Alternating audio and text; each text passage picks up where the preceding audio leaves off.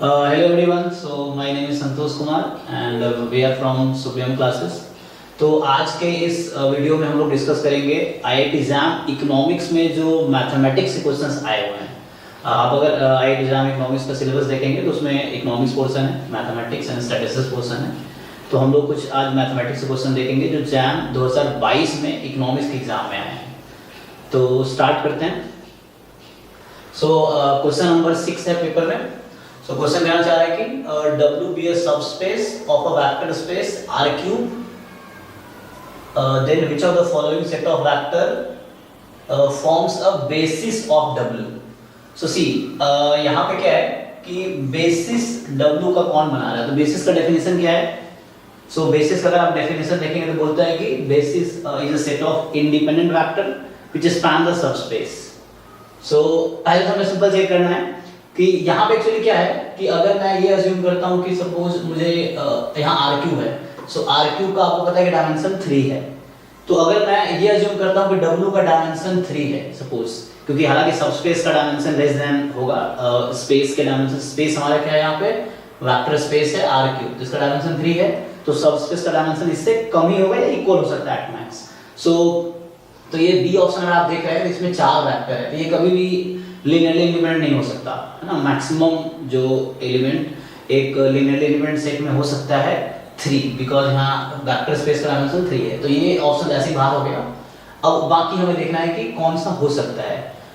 तो जैसे अगर मैं अभी अज्यूम करता हूँ कि W का जो डायमेंशन है 3 है, तो अगर डायमेंशन किसी सबस्पेस का जितना है उसके बेसिस उतने ही एलिमेंट हो सकते हैं मैक्सिमम, मतलब मिनिमम या मैक्सिमम कितने एलिमेंट होंगे। तो इसमें 3 एलिमेंट, अगर W का डायमेंशन 3 है तो या तो C ऑप्शन करेक्ट होगा या D करेक्ट होगा। तो हमें ये चेक करना पड़ेगा कि क्या ये 3 वेक्टर लीनियरली इंडिपेंडेंट है। तो अगर ये लीनियरली इंडिपेंडेंट है तो स्पैन कर रहे होंगे, ठीक है। तो हम चेक कर लेते हैं ये है क्या। तो सिंपल आप इसको चेक कर सकते हैं। तो 3 वेक्टर्स है और आप देख रहे हैं कि तो एक सिंपल तरीका होता है चेक करने का, डिटरमिनेंट निकाल लीजिए इसका। तो जैसे मैं अगर ऑप्शन C को चेक कर रहा हूँ तो मैं क्या करूँगा कि 1 1 1 1 2 3 एंड 2 -1 एंड 1 ये हमारे पास है। इसका हम फाइंड कर लेते हैं। हम इसका क्या करते हैं, फाइंड कर लेते हैं, डिटरमिनेंट देखते हैं क्या आता है। अगर डिटरमिनेंट नॉन जीरो आता है तो ये तीनों वेक्टर इंडिपेंडेंट है, और अगर जीरो आ जाता है तो इंडिपेंडेंट नहीं। तो सिंपल आप चेक कर लीजिए इसका डिटरमिनेंट। तो 1 टाइम 2 है, so 2 plus 3 minus 1 time 1 minus 6 plus 1 time minus 1 minus 4। so हमारे पास ये आ रहा है 5 और ये -5 into 1 तो +5 एंड यहाँ से आ जाएगा फिर -5। सो फाइनल आंसर 5 आ गया जो कि नॉन जीरो है। तो इसका मतलब ये होगा कि इसका मतलब है कि ये लीनियरली इंडिपेंडेंट है। तो अगर W का डायमेंशन 3 होता, so this is the correct option. Okay, अब सिमिलरली मैं बता देता हूँ, अगर आप ये डिटरमिनेंट निकालेंगे, सो अगर आप फाइंड करेंगे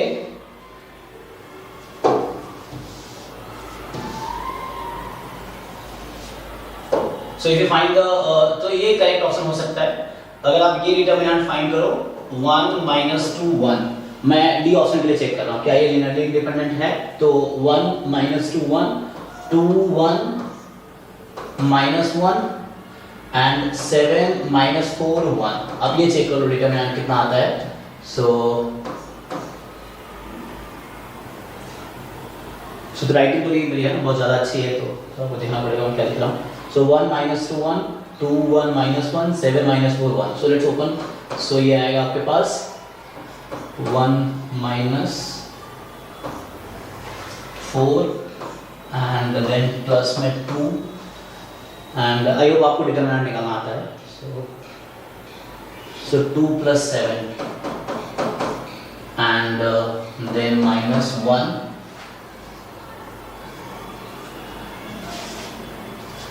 -8 -7।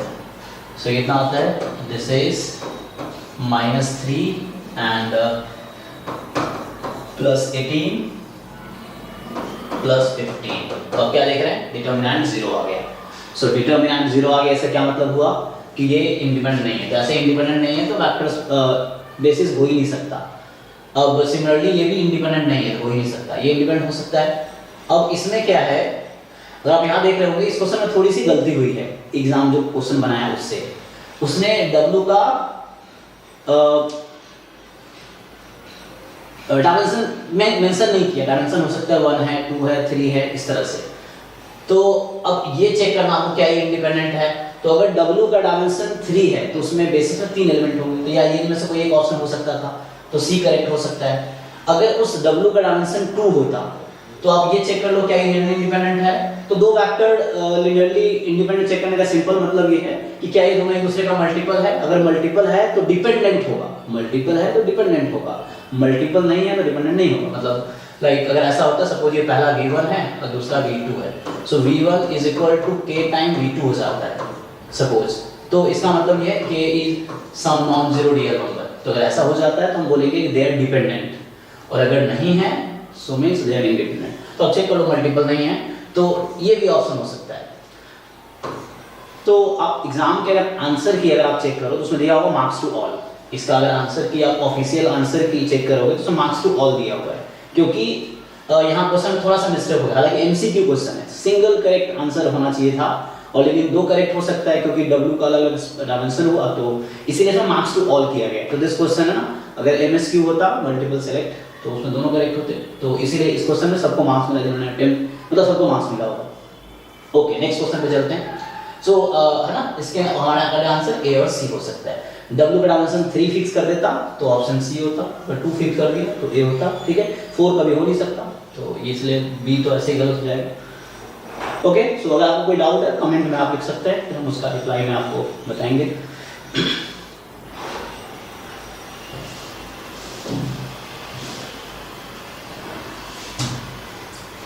सो ये दूसरा क्वेश्चन है, सेकंड क्वेश्चन है, मतलब हमारे वीडियो में सेकंड क्वेश्चन है, पेपर में क्वेश्चन नंबर 11 है। तो 11 क्वेश्चन क्या कह रहा है कि let x cube plus 3y square is 4 for all x y belongs to R and y dash का मतलब dy dx है, y डबल डैश का मतलब d2y पे dx स्क्वायर है। सो क्या बोला जा रहा है, देन इनमें से ये जो हमारे पास एक आप देख रहे हैं ये इक्वेशन है, ये किसका सॉल्यूशन है, मतलब किसको सेटिस्फाई करेगी। तो सिंपल एक काम करते हैं, इसको डिफरेंशिएट कर लेते हैं। हमारे पास है x cube plus 3y square is equal to 4. So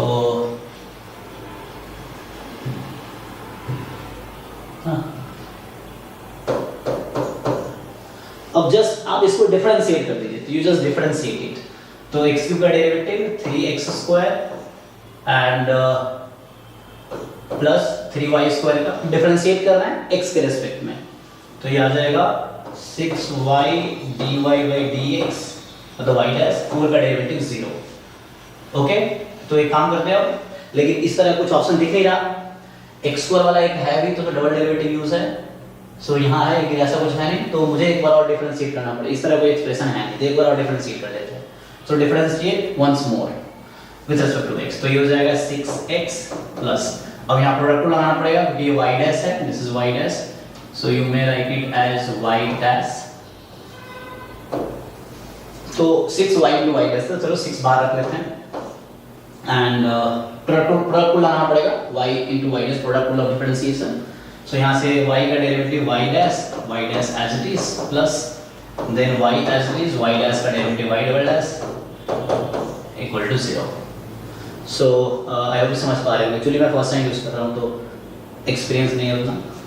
सो यहाँ पे क्या है 6x 6y डैश, ठीक है। तो हमारे पास क्या आया फाइनली, 6 कॉमन लेके राइट साइड भेज दो, तो x प्लस y डैश का square plus y into y double dash is 0। Okay, तो हमारे पास क्या आंसर ऐसा कुछ है एक्सप्रेशन, सो चेक कर लेते हैं। तो आप देख पा रहे हैं d जो है सेम एक्सप्रेशन है जो हमारे पास आया x y पर y डैश दिस, सो इसका आंसर d करेक्ट है। ओके, तो आप इस ऑफिशियल आंसर की आप चेक कर सकते हो, d ऑप्शन होगा।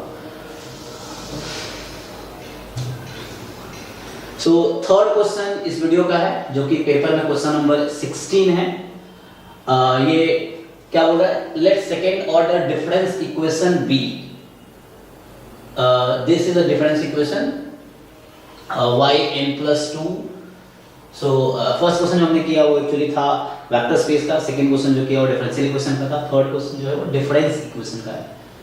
सो yn plus 2 plus y 4 time yn is equal to 4 time yn plus 1, n की वैल्यू 2 से इन्फिनिटी तक कुछ भी हो सकती है।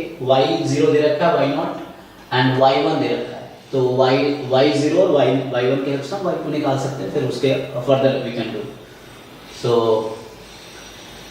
ये करें रिलेशन टाइप का है। और then the general solution is, तो आपको एग्जाम में पूरा जनरल सॉल्यूशन निकालने की जरूरत नहीं है, क्योंकि ये एक जनरल सॉल्यूशन जो होगा मतलब yn की वैल्यू क्या है ये समझ लीजिए। से आपसे पूछना चाह रहा है व्हाट इज द yn, इसमें बोल रहा है कि yn किसके इक्वल होगा, इनमें से yn किसके इक्वल है। हम एक काम करते हैं y2 निकाल लेते हैं, तो यहाँ से देखिए इसको यूज करते हैं।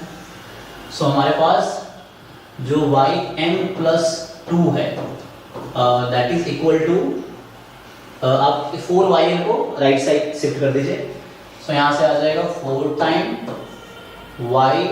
yn plus 1 minus yn। Okay, तो अब क्या करते हैं हमें y2 चाहिए, y0 y1 पता ही है, तो n को हम रख देते हैं 0, इसमें रख दीजिए।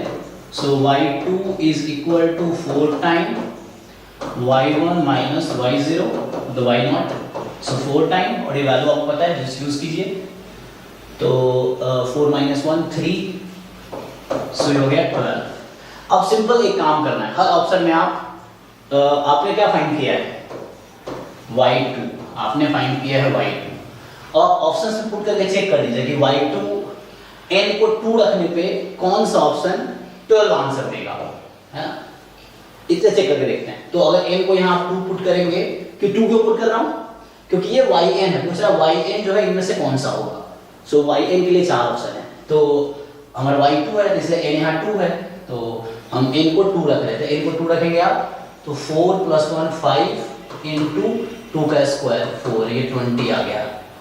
यहाँ रखेंगे आप 2 प्लस 1 3, 2 का स्क्वायर, तो ये 12 आ गया। यहाँ पुट करेंगे 1 प्लस 1/2 इंटू 2 की पावर 2 4, तो ये आ गया 3/2 इंटू 4 आई थिंक 6 आएगा। एंड यहाँ पुट करेंगे आप 4 प्लस 2 प्लस 1 इंटू 2 की पावर 2, सो कितना हो गया ये 7 into 4 28। So please check the calculation. So according to me answer should be B. So B is the correct, simple. अब कुछ लोग पूछ सकता हो सकता है कि दो ऑप्शन में से मैं 12 आ रहा होता, कोई प्रॉब्लम नहीं, फिर हम y3 भी निकालते, है ना, y1 और y2 के हेल्प से y3 फाइंड करते, फिर हम y3 चेक करते। कहीं ऐसा नहीं होगा हर बार सेम रहेगा, कहीं ना कहीं डिफरेंशिएट होगा। सो एग्जाम में टाइम बचाने की टेक्निक है। So with this 3 video we like to finish this. Thank you so much. So आगे भी हम previous पेपर बनाएंगे. So mostly we are focusing on IIT exam mathematics, IIT exam statistics, and further we may start IIT exam economics. Okay, thank you so much.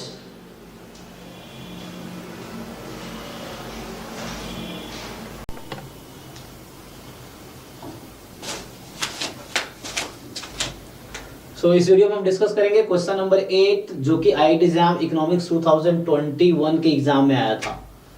तो question 8 क्या कह रहा है कि द डिफरेंशियल इक्वेशन ये दे रखा है आपको 3x² plus y cube dx plus x cube plus 3xy² dy is 0। ये क्या है, होमोजेनियस है एंड एग्जैक्ट है, या होमोजेनियस सेपरेबल नहीं है, एग्जैक्ट भी नहीं है, एग्जैक्ट है बट होमोजेनियस नहीं है, होमोजेनियस है बट एग्जैक्ट नहीं है। सो क्वेश्चन है कैसे चेक करेंगे ये एग्जैक्ट है कि नहीं। तो एग्जैक्ट चेक करने का तरीका क्या होता है कि जो mx प्लस, या मैं ऐसा लिखूं कि so m into D X plus n into D Y is equal to 0। ये जो डिफरेंशियल इक्वेशन है तो m के जगह पे यहाँ पे ये है और n के जगह पे ये है। सो mx plus m dx plus n dy, this is exact if and only if ये होता है del m upon del y should be equal to del n upon del x।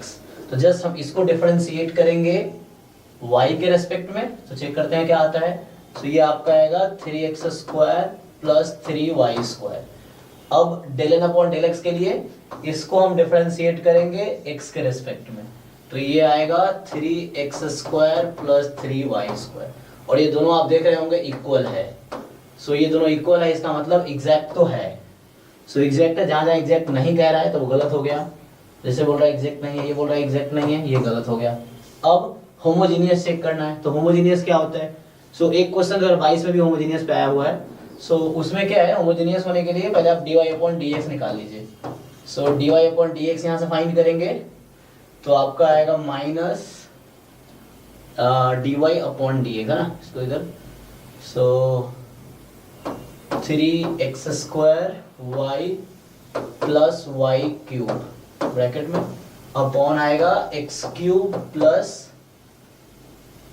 3xy²। अब ये डिफरेंशियल इक्वेशन होमोजीनियस कब होगा? तो homogeneous होने का क्या कंडीशन होता है कि कोई डिफरेंशियल इक्वेशन होमोजीनियस कब होगा? अगर आप इसको ऐसा लिख सकते हैं, अगर आप इसको ऐसा लिख सकते हैं तो ये होमोजीनियस है।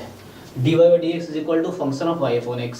तो सिंपली हम क्या करते हैं कि इसमें से आप x³ कॉमन ले लीजिए, न्यूमरेटर में से x³ कॉमन ले लीजिए और डिनोमिनेटर में से x³ कॉमन ले लीजिए। कुछ ऐसा बनेगा, माइनस बाहर है ऑलरेडी, तो बाहर माइनस है और क्या बनेगा वो देख लेते हैं। You just take x³ common from numerator, तो ये बनेगा 3y/x प्लस यहाँ बनेगा y/x का पावर 3। डिनोमिनेटर में x³ कॉमन लीजिए तो 1 plus 3 time y/x whole square. तो आप क्या देख रहे हैं यहाँ पे, जहां भी है y/x साथ में है तो हम बोलेंगे ये फंक्शन ऑफ y/x है। आप f बोल दो y/x का, क्योंकि कहीं भी xy अकेला नहीं है, जहां भी है y/x आप देखेंगे साथ में, तो ये फंक्शन ऑफ y/x है। तो इसका मतलब है कि ये होमोजीनियस फंक्शन है। तो इस डेफिनेशन के हिसाब से होमोजीनियस का ये डेफिनेशन है, तो इस हिसाब से ये होमोजीनियस भी है, एग्जैक्ट भी है। तो ये बोल रहा था कि होमोजीनियस पे कैंसिल हो गया। अगर आप चेक करना चाहो सेपरेबल क्या होता है, तो सेपरेबल के लिए क्या होता है, वेरिएबल सेपरेबल मेथड होता है, वो आप चेक कर सकते हो। हालांकि उसकी जरूरत नहीं पड़ी, इसने कहा नॉट एग्जैक्ट है, तो बट हालांकि एग्जैक्ट था इसलिए ऑप्शन कैंसिल हो गया। तो होमोजेनियस एंड एग्जैक्ट दोनों है, तो इस क्वेश्चन का ऑप्शन ए करेक्ट होगा। ठीक है, thank you.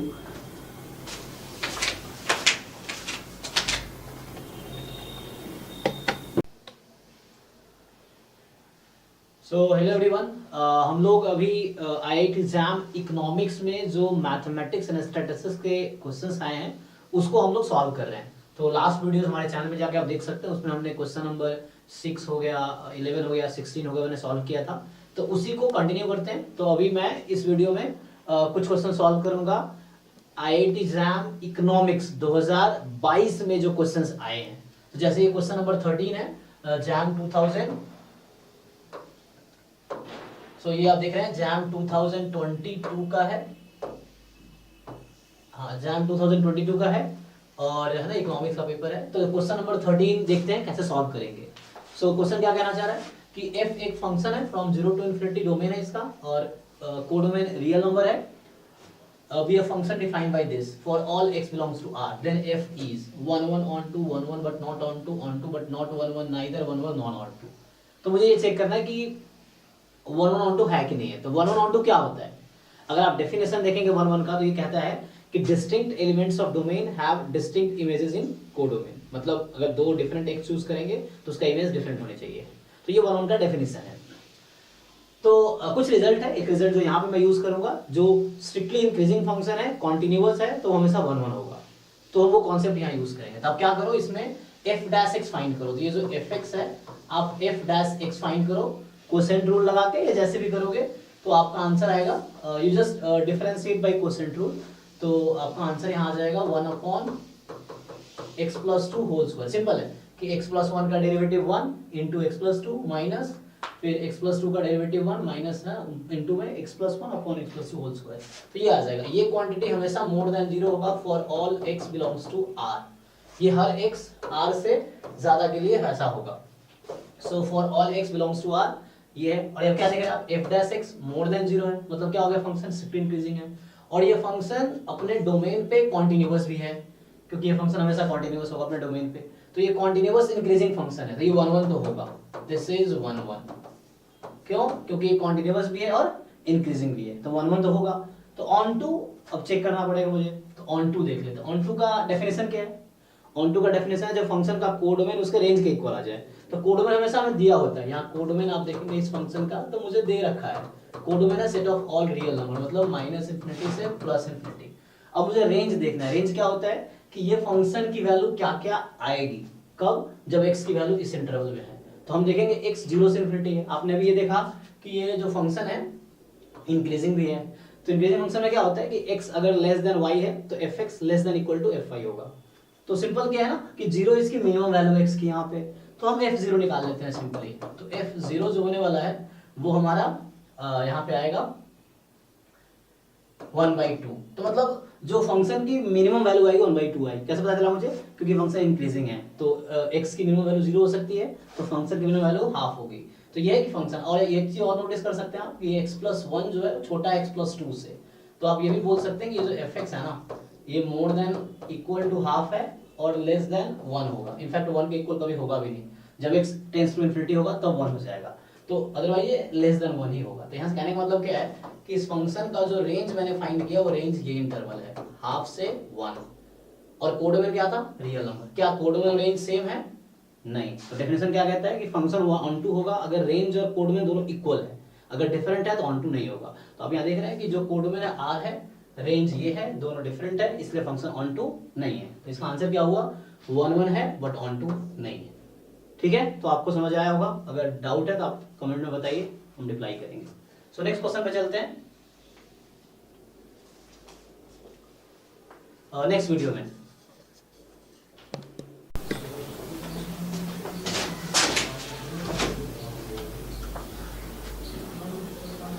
Okay, so hello everyone, इसमें हम सॉल्व करेंगे इस वीडियो में IIT एग्जाम इकोनॉमिक्स 2022 के पेपर में जो भी मैथमेटिक्स सेक्शन है क्वेश्चन है उसको सॉल्व कर रहे हैं।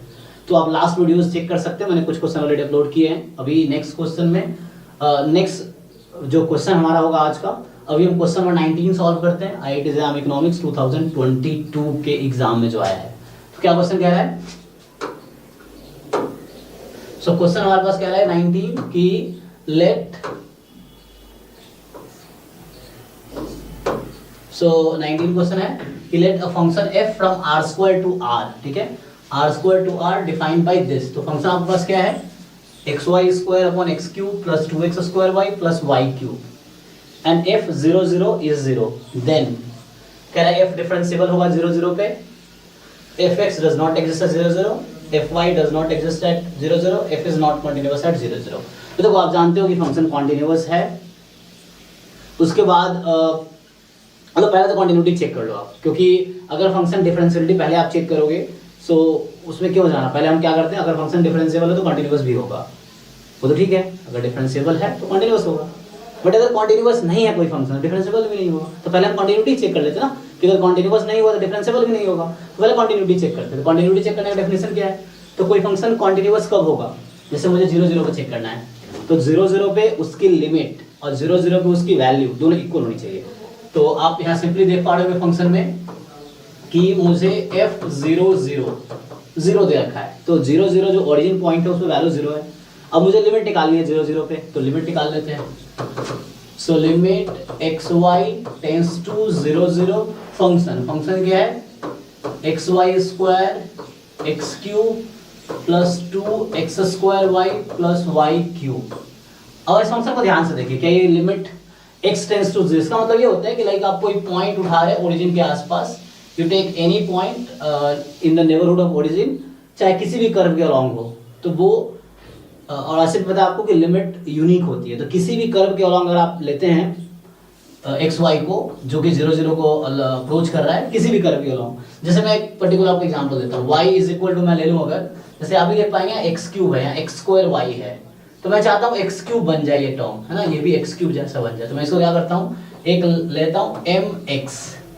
सो y is equal to mx एक कर्व है ना, y is equal to mx कोई कर्व होगा, उस कर्व के अलोंग में एक्स वाई को अप्रोच करा रहा हूँ 0 0 पे। आप कोई और भी कर्व ले सकते हैं ना, तो ये आपको समझ आएगा कि ऐसे यही क्यों लिया है, क्योंकि इजीली हम प्रूफ कर पाएंगे कि ये वाला आपको देखना पड़ेगा फंक्शन कैसा है, उसके हिसाब से कर्व सेलेक्ट करो, ठीक है। तो गलत दिखाने के लिए एक एग्जांपल काफी होता है, जैसे मुझे दिखाना है कि लिमिट एग्जिस्ट नहीं कर रही है, तो आपको एक ऐसा कर्व चूज करो जिसके अलोंग लिमिट एग्जिस्ट नहीं कर रही है, तो नहीं करेगी है ना। और अगर लिमिट एग्जिस्ट करती है तो हर कर्व के अलोंग एग्जिस्ट करेगी और सेम ही आंसर देगी। ओके, सो चेक करते हैं। तो y is equal to mx रखते हैं, तो अगर x 0 पे जा रहा है तो y भी 0 पे जाएगा यहाँ पे। सो ये लिमिट क्या कन्वर्ट होगा, तो लिमिट अभी एक्स वाई 0 0 पे ही जाएगा, तो हमने तो वाई एम एक्स लिया है, तो मतलब आप ये भी लिख सकते हो एक्स टेंस टू 0, जस्ट इतना काफ़ी है। सो यहाँ से आ जाएगा एम एक्स क्यूब न्यूमरेटर में एंड डिनोमिनेटर में एक्स क्यूब पहले से है, ये कन्वर्ट हो जाएगा 2m x cube and last हो जाएगा m क्यूब एक्स क्यूब। अब आप सिंपली देख पा रहे होंगे कि m क्यूब ऊपर सॉरी एक्स क्यूब न्यूमरेटर में एक्स क्यूब डिनोमिनेटर में आप कॉमन निकाल के कैंसिल कर सकते हैं, तो आपका आंसर आएगा जब आप एक्स क्यूब कैंसिल कर देंगे तो लिमिट एक्स टेंस टू 0 ये आ गया m upon 1 plus 2m plus m cube. अब यहाँ x तो है नहीं, क्या पुट करेंगे, तो आपका आंसर ये आया m upon 1 plus 2x plus m cube. तो आप क्या देख रहे हैं, सॉरी 2m, आप देख रहे हैं m पे डिपेंड कर रहा है। अब मैं यहाँ पे क्या करता है, जैसे मैंने कर दिया y बराबर mx, इसका मतलब ये है कि अगर मैं y is equal to x के अलोंग कर्व लिया होता तो मेरा आंसर यहाँ m1 है, यहाँ आंसर कुछ आता 1 अपॉन 1 प्लस 2 प्लस 1, मतलब m के 1 अपॉन कुछ आंसर इसका आएगा 1 अपॉन 4 आई थिंक। अगर y इज इक्वल टू मैं 2x ले रखा होता, सपोज दूसरा कर्व, एक कर्व y इक्वल x है, दूसरा कर्व y इक्वल 2x है, इन दोनों में x y 0 0 को अप्रोच कर रहा है, ओके। सो इस कर्व के अलावा आप लिमिट लेंगे तो यहाँ m की वैल्यू 2 है, आप 2 रखिए, तो 2 अपॉन यहाँ आ जाएगा 8 प्लस 4 12 प्लस 1 13, आप कैलकुलेशन प्लीज चेक कर लीजिएगा। सो 2 अपॉन 13 आएगा, तो ये दोनों डिफरेंट है, और हालांकि आप क्या जानते हो लिमिट तो एग्जिस्ट करती है तो यूनिक होनी चाहिए, बट ये डिफरेंट है। हमने दो डिफरेंट कर्व लिया, उसके अलोंग एक्स वाई को 0 0 पे अप्रोच कराया, बट आंसर डिफरेंट आ गया, मतलब लिमिट डज नॉट एग्जिस्ट। सो इसका मतलब है कि ये जो लिमिट है, this limit does not exist. So does not exist का मतलब क्या हुआ, तो कॉन्टिन्यूअस नहीं होगा, कॉन्टिन्यूअस नहीं है तो डिफरेंशिएबल भी नहीं होगा, तो कह रहा है डिफरेंशिएबल है, गलत बात। अब पार्शियल डेरिवेटिव की बात है, तो पार्शियल डेरिवेटिव निकाल के हम चेक कर सकते हैं। सो हम पार्शियल डेरिवेटिव चेक कर लेते, ठीक है। तो आप वीडियो पीछे जाके देख सकते हो, अगर आपको भी चेक करना हो कि कैसे कॉन्टिन्यूअस होगा, you just go back video में देखो आप। सो अभी हम चेक करते हैं fx। तो अगर मैं fx 0 0 की बात करता हूँ, मान लो, है ना, सो fx अगर मैं 0 0 की बात की, अब ऐसा नहीं कि फंक्शन डिफरेंशिएबल नहीं है तो पार्शियल डेरिवेटिव एग्जिस्ट नहीं करेगा, उसका दोनों का इंडिपेंडेंट कॉन्सेप्ट है। आप कॉन्टेक्ट मतलब जो बुक्स हैं आप उसमें जाकर पढ़िए। तो मैं fx 0 0 की बात कर रहा हूँ, तो इसका डेफिनेशन है limit h tends to 0 f of 0 0 पे, तो h 0 minus f 0 0 upon h।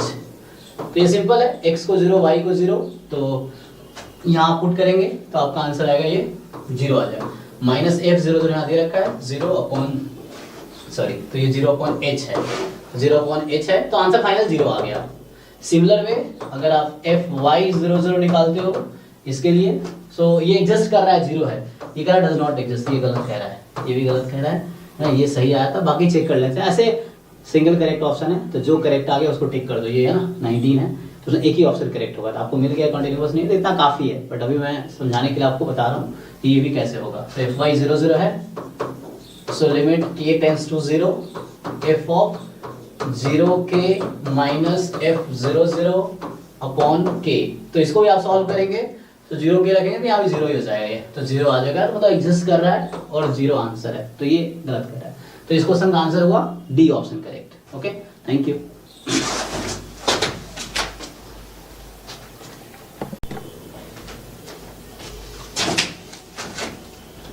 सो हेलो स्टूडेंट्स, इस वीडियो में हम डिस्कस करने वाले हैं क्वेश्चन नंबर 38 आई एग्जाम इकोनॉमिक्स 2022 के पेपर में जो आया था। क्या कह रहा है ये, सो क्वेश्चन कह रहा है कि which of the following function is are homogeneous। तो पहला क्वेश्चन है होमोजेनियस फंक्शन होता क्या है, तो डेफिनेशन ये है कोई टू वेरिएबल का फंक्शन है, this is homogeneous, this is homogeneous of degree n, ठीक है। तो इफ एंड ओनली इफ ऐसा होगा कि f of lambda x comma lambda y, मतलब आप x की जगह लैम्डा x रिप्लेस करो, y की जगह लैम्डा y, और अगर ये इक्वल आ जाता है लैम्डा की power n f of x comma y के, ठीक है, तो हम बोलेंगे डिग्री n का होमोजेनियस फंक्शन है, ठीक है। तो अब यहाँ दिए देखो कि लैम्डा इसमें कहीं नहीं आएगा, है ना, आप यहाँ पुट कर रहे हो तो ये लैम्डा बाहर आ जा रहा है पावर n, और ये फंक्शन वही जो फंक्शन था एज इट इज आ जाएगा। यहाँ चेक कीजिए, सो अगर इसमें मैं x की जगह लैम्डा x, y की जगह लैम्डा y रखता हूँ तो क्या होगा, यहाँ तो लैम्डा लैम्डा कैंसिल हो जाएगा, यहाँ लैम्डा रहेगा तो लैम्डा इधर रहेगा, बाकी बचेगा सेम चीज, यही चीज है। अब रख के देखो, so x cot inverse lambda cancel हो जाएगा यहाँ, तो ये रहेगा, तो जो कि सेम है lambda time F X Y. तो मतलब ये 1 डिग्री का होमोजेनियस फंक्शन है, तो ये ऑप्शन आपका करेक्ट है। This is homogeneous function of degree 1, सो ये 1 है ना। यहाँ आप चेक करेंगे तो यहाँ x को लैम्डा x और y को लैम्डा y रखो, है ना, लैम्डा x को लैम्डा y यहाँ पुट कीजिए, तो यहाँ भी लैम्डा लैम्डा कैंसिल, तो ये सेम ही आ जाएगा। तो सेम वाले मतलब क्या है, लैम्डा की पावर 0, तो ये डिग्री 0 का होमोजेनियस फंक्शन है। ओके, इसमें आप x को लैम्डा x, y को लैम्डा y रखो, तो क्या होगा, तो इसमें क्या करेंगे आप, यहाँ लैम्डा क्यूब कॉमन आएगा, यहाँ लैम्डा कॉमन आएगा, है ना, यहाँ पावर 3 है, पावर 1 है, तो ऊपर से लैम्डा क्यूब, नीचे से पावर लैम्डा 1, तो फाइनली कुछ ऐसा आएगा lambda square F of X Y. So degree 2 का होमोजेनियस फंक्शन है। अब यहाँ पे आप जब क्या करेंगे, यहाँ जब x को लैम्डा x, y को लैम्डा y करेंगे, तो देखो यहाँ क्या होगा, x की पावर 5, y की पावर 1 है, तो पावर 6 टोटल सम, x की 2, y की 4, तो सम हो गया 6, और यहाँ x की पावर 3, y की पावर 4, 7। तो दिक्कत यहाँ पे क्या हो गई है, यहाँ पावर 6 है, पावर 6 है, पावर 7 है। जब आप कॉमन लेंगे तो यहाँ लैम्डा की पावर 6 आई होगी, यहाँ लैम्डा की पावर 6 आएगी, यहाँ लैम्डा की पावर 7 आएगी, तो आप कॉमन नहीं ले पाओगे। अगर आप लैम्डा की पावर 6 कॉमन लोगे तो इनसाइड एक लैम्डा बचेगा, लैम्डा की पावर 7 कॉमन लोगे तो भी लैम्डा बचेगा। तो you can not write it as lambda की power m into F X Y, ऐसा आप नहीं लिख सकते इसको, इस फॉर्म में आएगा ही नहीं, क्योंकि ये लैम्डा से फ्री होगा ही नहीं जब आप ऐसा करोगे, तो इसका मतलब दिस इज नॉट होमोजेनियस। ठीक है, थैंक यू। तो आंसर यहाँ क्या है, A B C. Thank you.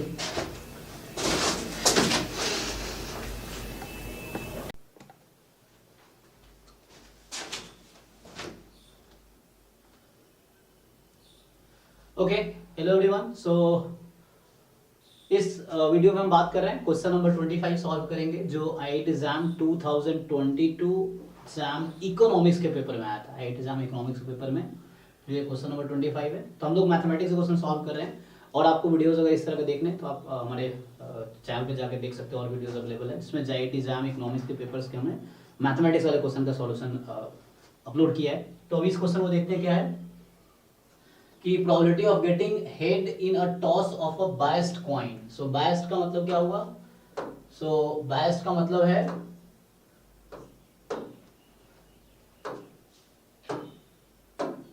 Okay, so probability of getting head in toss of a biased coin. So मतलब अनबायस्ड मतलब होता है हाफ हाफ प्रोबेबिलिटी होगी हेड और टेल आने की, बायस्ड मतलब कि इक्वल प्रोबेबिलिटी नहीं है। तो बायस्ड कॉइन मतलब हेड आने की प्रोबेबिलिटी उस कॉइन पे 2/3 है, तो ऑब्वियसली टेल आने की क्या होगी आप बताइए। सो टेल आने की होगी 1/3, है ना, तो ऐड करके 1 आना चाहिए, सो 1/3 होगी। अब क्या बोल रहा है, the coin is toss 3 times independently. तो अगर आप आउटकम्स लिखना चाहो तो 8 टोटल पॉसिबिलिटी हो सकती है सैंपल स्पेस में, HHH, HHT, HTH like that. So 8 possibility होंगे टोटल। अब ये नहीं कि सबका आंसर 1/8 हो गया, नहीं, 1/8 तब होता है हर आउटकम का जब वो इक्वली लाइकली है या जब बायस्ड कॉइन है ना, सॉरी जब अनबायस्ड कॉइन है, तब आंसर 1/8 ईच आउटकम का होगा, यानी नहीं 1/8 नहीं लिखना। तो आपको क्या बोल रहा है कि each the probability of getting head in first 2 toss and tail in final toss. तो पूछ रहा है कि probability of getting head in first 2 toss and tail in third toss. HHT मैं फिर से बोल रहा हूँ 8 आउटकम टोटल है, तो इसका मतलब ये नहीं कि एक आउटकम प्रोबेबिलिटी 1/8 है। 1/8 कब होगी, जब इक्वली लाइकली है। इक्वली लाइकली मतलब क्या है, हेड और टेल आने की इक्वल प्रोबेबिलिटी है, तो उस केस में आपके 8 पॉसिबिलिटी सबके इक्वल आंसर आएंगे। यहाँ पे क्या होगा, आपको इसके हिसाब से जो इन्फॉर्मेशन गिवन है उसके हिसाब से करना है। तो एक हेड आने की प्रोबेबिलिटी कितनी है, क्योंकि आप देख सकते हैं यहाँ पे इंडिपेंडेंटली बोला है, मतलब फर्स्ट टॉस को दूसरे टॉस से कोई मतलब नहीं है। तो पहली बार में हेड आने की प्रोबेबिलिटी कितनी है 2/3, दूसरी बार में हेड आने की 2/3, तीसरी बार में टेल आना चाहिए तो वो 1/3, तो कितना हो गया ये 4/27। ठीक है, तो ये आपका आंसर है। तो यहाँ 4/27 ए करेक्ट ऑप्शन है ना, गलती से आप 1/8 मत लगाना। Thank you.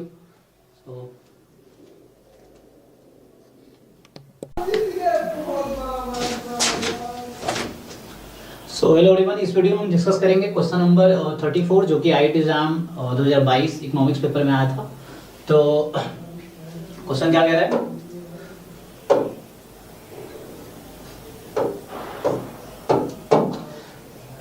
So F defined by mod x, फिर cos mod में cos π/2 माइनस x, जहां x माइनस π/2 से π/2 में है, तो पूछ रहा है क्या हुआ। थोड़ा सा फंक्शन मॉडिफाई कर लेते हैं। सो fx आपका हो गया mod x प्लस, और cos 90 माइनस थीटा पता है आपको sin थीटा होता है, तो ये कुछ ऐसा होगा मोड में sin x, ठीक है। और यहाँ x की वैल्यू जो होगी वो माइनस π/2 से π/2 में होगी। तो कहना क्या चाह रहा हूँ, फंक्शन कॉन्टिन्यूअस है।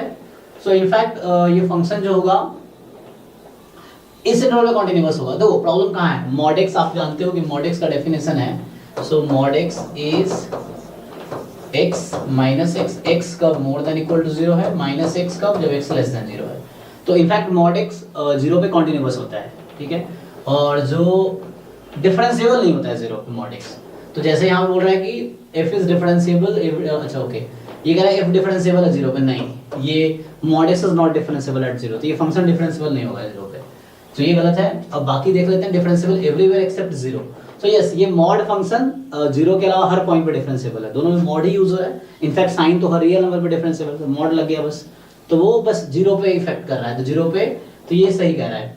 मतलब प्रूफ नहीं कर रहा हूँ, जस्ट ये स्टेटमेंट है, थ्योरम है, तो आप उसके हेल्प से मैं बोल रहा हूँ कि mod x is differentiable everywhere except 0, सिर्फ 0 पे डिफरेंशिएबल नहीं है मॉड, तो उस बेसिस पे। अच्छा, limit x tends to 0 f(x) 0 होगा, सिंपल आप देख लो, लिमिट x टेंड्स टू 0, तो इसमें x टेंड्स टू 0 रखोगे 0 हो जाएगा, यहाँ x 0 रखोगे 0 हो जाएगा, 0 प्लस 0 तो 0, ये भी करेक्ट ऑप्शन है। तो बहुत ज़्यादा सॉल्व करने की जरूरत नहीं, आप देख के पता चल रहा है।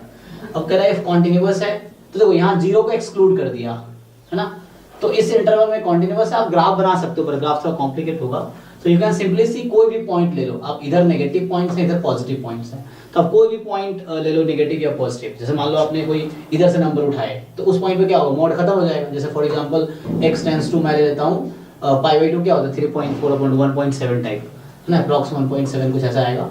सो इस पे से मान लो 1.5 ले लिया मैंने, मुझे 1.5 में चेक करना है, तो क्या होगा, ये पॉजिटिव हो जाएगा, ये भी आप उसके हिसाब से देख लो। तो कहने का मतलब क्या है कि इसमें कोई प्रॉब्लम नहीं आएगी, कंटिन्यूटी में कोई प्रॉब्लम नहीं आएगी, तो ये भी कॉन्टिन्यूअस होगा। इनफैक्ट इस कोई भी पॉइंट आप सिलेक्ट कर लो, इस पूरे इंटरवल पे कॉन्टिन्यूअस है। So this function is continuous, ठीक है, ऑन दिस इंटरवल। सो बस इसमें क्या है, बी ऑप्शन गलत था, तो इसमें पूछा था कौन सा करेक्ट चुनना है ना, तो ये एमएसक्यू है, मल्टीपल सेलेक्ट है, इसमें 3 ऑप्शन करेक्ट होगा, ए सी डी। जस्ट क्लास 11 12 वाला कॉन्सेप्ट यूज करोगे तो हो जाएगा। Thank you.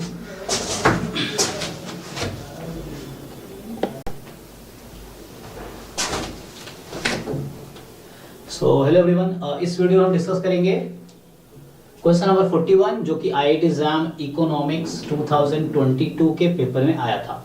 सो क्वेश्चन क्या कह रहा है कि sum of the eigen values of a square matrix. तो आप जानते हो क्या होता है सम ऑफ आइगन, और ये आइडेंटिटी होती है कि जो सम ऑफ आइगन वैल्यू है, sum of eigen value is equal to trace of a matrix, है ना, ट्रेस ऑफ ए। ट्रेस क्या होता है, sum of diagonal elements.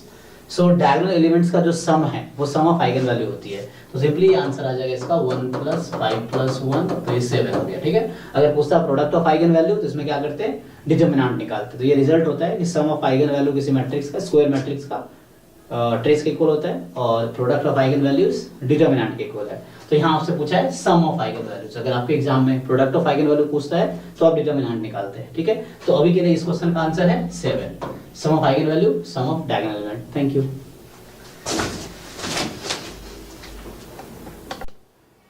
So hello everyone, इस वीडियो में हम डिस्कस करेंगे क्वेश्चन नंबर 44 है, जैम 2022 इकोनॉमिक्स में जो आया था उसका है ये। So how to proceed, let's see. Question क्या कह रहा है, let a be real number fx is ax plus b such that a plus b is 4। तो सिंपली आप देख पा रहे होगे कि अगर आप f1 निकालते तो वो आपका होता a plus b, ठीक है। सो इसका मतलब a, इसकी वैल्यू 4 है। अब क्या बोल रहा है कि f of x plus y is fx plus fy minus 2। तो आपसे पूछ रहा है ये summation fn n from 1 to 50 क्या होगा, मतलब f1 plus f2 plus f3 इस तरीके से क्या होगा।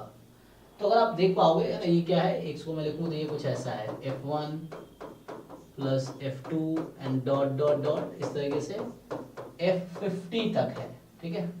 सो इस तरीके से है। तो चलो एक बार f2 निकाल लेते हैं।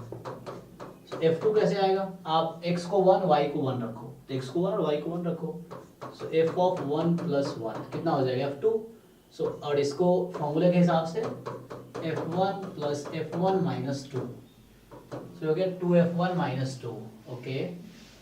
तो ये हो गया f1 कितना था 4, सो ये हो गया 8 - 2, तो ये ना 2 × 4 माइनस 2, मतलब ये 6 आ गया ना, ओके 6 आ गया। सिमिलरली अगर आप F3 फाइंड करेंगे, F3 यहाँ से लिखो, 3 प्लस 3 है, 2 plus 1, F2 plus F1 minus 2, सो F2 कितना है 6, F1 कितना है 4 माइनस 2, ये आ गया 8। F4 निकालेंगे, सो F3 प्लस F1, इस तरह से करते हैं, सो F3 है 8 प्लस 4 माइनस 2, सो ये हो गया 10। तो अभी पैटर्न देख सकते हैं यहाँ पे कि F1 4 है, F2 6 है, 8 है, 10 है। सो जस्ट आप इसको एक्सटेंड कर लीजिए तो कहाँ तक जाएगा। सो देखिए आप कितने हैं ये 4 plus 8, sorry 4 plus 6 plus 8 plus 10 dot dot dot, कितने टर्म है अप टू 50 टर्म्स। ये देख रहा हूँ 50 क्या होगा, बस ये 50 टर्म नोट हो रहा है, पहला टर्म 4 है इस तरह से। सो आप जानते हैं ये एपी है, एपी में सम क्या होता है 50 टर्म का, n/2 तो 50/2 2a a 4 है, प्लस n-1 तो 49 इंटू डी, कॉमन डिफरेंस कितने का चल रहा है 2 का, है ना। Sum of 50 term in AP with first term 4, common difference 2, so n/2 2a plus n-1 D. अब ये कैलकुलेटर से कैलकुलेट कर लीजिए, तो ऊपर तो दिख रहा है मुझे 25 यहाँ आ गया इंटू 8 और 49 इंटू 2, तो 49 इंटू 2 हो जाएगा 98, और 98 plus 8, so I think it is 106, और 25 इंटू 106 आप कैलकुलेट कीजिए कितना आएगा, तो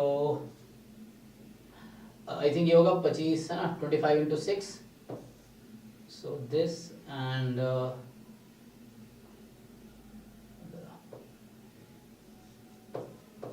सो 2650। सो प्लीज एक बार कैलकुलेशन चेक कर लेना आप लोग, ठीक है। So according to me answer should be 2650। Okay, thank you so much.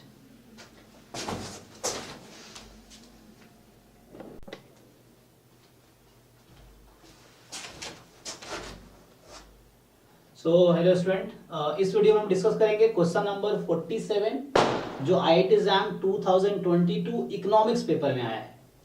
So question क्या कह रहा है कि let the system of equation be alpha u plus w is 0, u plus alpha v is 0, v plus alpha w 0 where alpha is real number, then the system has infinite solution if alpha. तो आप देखोगे तो right side सबका 0 है, यहाँ variable क्या है u v w, जैसे x y z होता है मोस्टली, तो यहाँ पे u v w है, अल्फा कांस्टेंट है। तो ये इसको बोलते हैं homogeneous system of equation. Homogeneous क्या होता है, जो राइट साइड 0 है, मतलब जो इक्वल के राइट में है वो 0 है हमेशा, है ना। तो इस तरह के सिस्टम में क्या होता है, या तो एक सॉल्यूशन होगा या इनफाइनाइट सॉल्यूशन होगा, है ना। मतलब जनरली किसी भी सिस्टम में 3 तरह के केस हैं, नो सॉल्यूशन, एक सॉल्यूशन, इनफाइनाइट सॉल्यूशन। लेकिन यहाँ राइट साइड 0 है तो एक सॉल्यूशन तो हमेशा होगा, 0 0 0, आप u v w तीनों को 0 रख दो, सेटिस्फाई करिए, तो एक तो सॉल्यूशन हमेशा होगा। लेकिन ये पूछना चाहिए जा रहा है कि this system has infinite number of solution, alpha की क्या वैल्यू होगी ताकि इनफाइनाइट सॉल्यूशन हो जाए। तो सिंपल इसको आप मैट्रिक्स फॉर्म में लिख लो। तो मैट्रिक्स फॉर्म में अगर हम लिखेंगे तो क्या होगा, so if you write it in matrix form, so ये कुछ ऐसा होगा। सो कोएफिशिएंट देख लेते हैं, u का कोएफिशिएंट अल्फा है, यहाँ v नहीं है मतलब कोएफिशिएंट 0 है, w का कोएफिशिएंट 1 है, यहाँ u का कोएफिशिएंट 1 है, v का अल्फा है, w नहीं है तो 0 है, यहाँ पे u का कोएफिशिएंट 0 है, v का 1 है, w का अल्फा है, दिस एंड यहाँ पे आप लिख लो u v w is equal to 0। ये क्या है, 0 राइट साइड में है तो होमोजेनियस सिस्टम है। अब ये कुछ इस तरह से इक्वेशन हो गया कि ax इज इक्वल टू 0, इस टाइप का। ये मैट्रिक्स A है, ये मैट्रिक्स x है, 0 है, तो इसके पास या तो एक सॉल्यूशन होगा या इनफाइनाइट होगा। तो सिंपल कंडीशन क्या होता है कि डिटरमिनेंट A अगर नॉन जीरो है तो यूनिक सॉल्यूशन होगा। यूनिक मतलब सिर्फ एक ही सॉल्यूशन होगा, ओनली वन सॉल्यूशन। और अगर डिटरमिनेंट A का 0 हो गया तो इनफाइनाइट सॉल्यूशन है, ठीक है, इनफाइनाइट सॉल्यूशन है। तो आप चेक करो डिटरमिनेंट 0 अल्फा किस वैल्यू का, डिटरमिनेंट निकाल लेते हैं। तो जब आप A का डिटरमिनेंट निकालेंगे यहाँ से तो ये आएगा अल्फा, ये अल्फा स्क्वायर माइनस 1, तो ये अल्फा क्यूब हो जाएगा फाइनल, एंड प्लस 1 टाइम इसको सॉल्व करेंगे, सो ये हो जाएगा 1 माइनस 0 1, सो ये 1 ही आएगा, मतलब अल्फा क्यूब प्लस 1 है, इसको 0 रखेंगे तो अल्फा क्यूब माइनस 1, तो अल्फा की वैल्यू माइनस 1। सो अल्फा जब माइनस 1 है तो डिटरमिनेंट 0 है, डिटरमिनेंट 0 है तो इनफिनिट सॉल्यूशन है। तो आंसर है alpha is equal to minus 1, ठीक है, थैंक यू।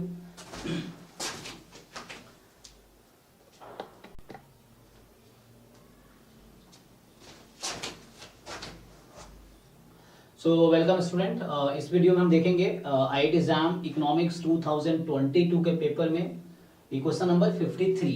तो ये क्या कहता है कि if integral of T log 1 plus 2 by t dt is equal to gt time t square by 2 minus 2 plus ft time t square by 2 plus kt plus c. So where c is arbitrary constant then 2k is equal to, so आपको ये मतलब नहीं है gt ft क्या आता है, आपको ये है कि देखना है k क्या आएगा। ओके तो इसको सिंप्लीफाई करते हैं।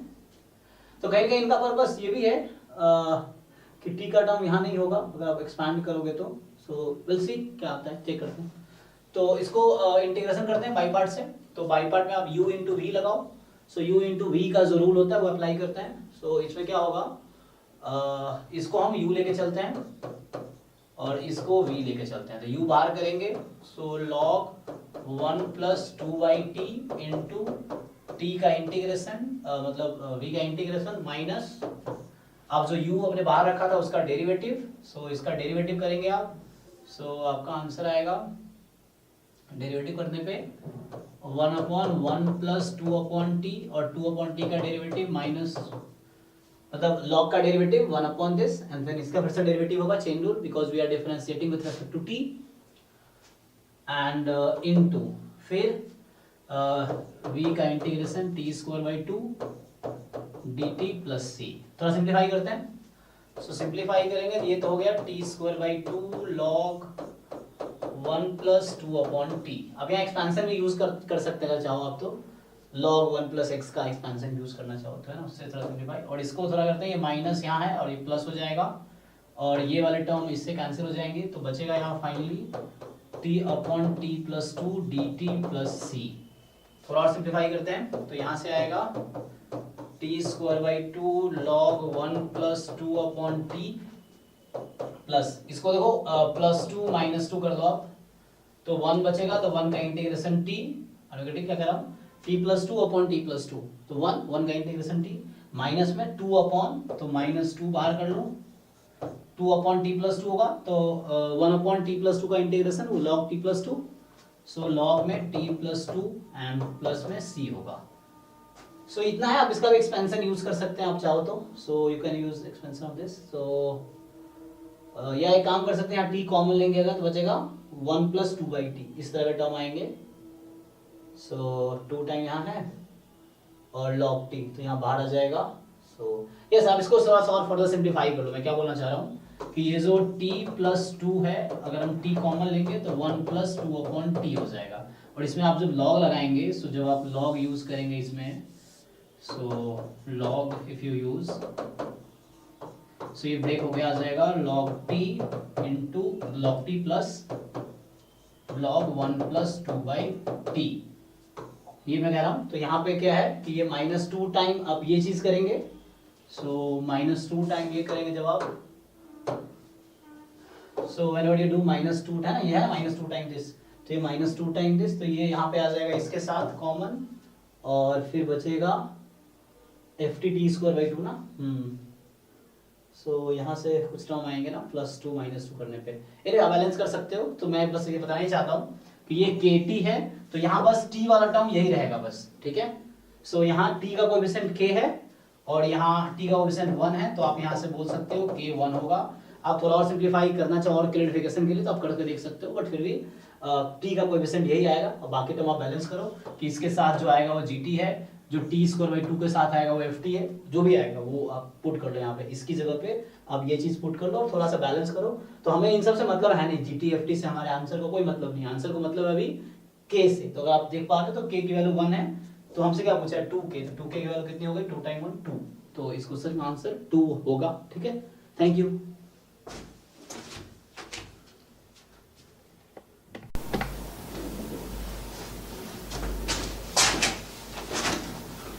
सो हेलो स्टूडेंट्स, सो इस वीडियो में हम देखेंगे question number 58 IIT exam economics 2022 paper का सॉल्यूशन। तो इस 58 में है ना, क्वेश्चन 58 है, क्या बोलना चाह रहा है, let the linear programming problem be this, so z is -0.2 x1 plus x2 and subject to 2x1 plus 5x2 less than equal to 70 x1 plus x2 less than equal to 20, x1 x2 more than 0. So x1 is equal to a and x2 is equal to b is the optimal solution. तो जिसके लिए ये maximise हो जाए z, वैसा x1 x2. तो कह रहा है कि a प्लस बी क्या होगा. सिंपल लीनियर प्रोग्रामिंग प्रॉब्लम में ग्राफिकल मेथड से आप इसको सॉल्व कर सकते हैं. और भी तरीके हैं जिससे आप कर सकते हो. हम ग्राफिकल मेथड से हम करके देखते हैं. सो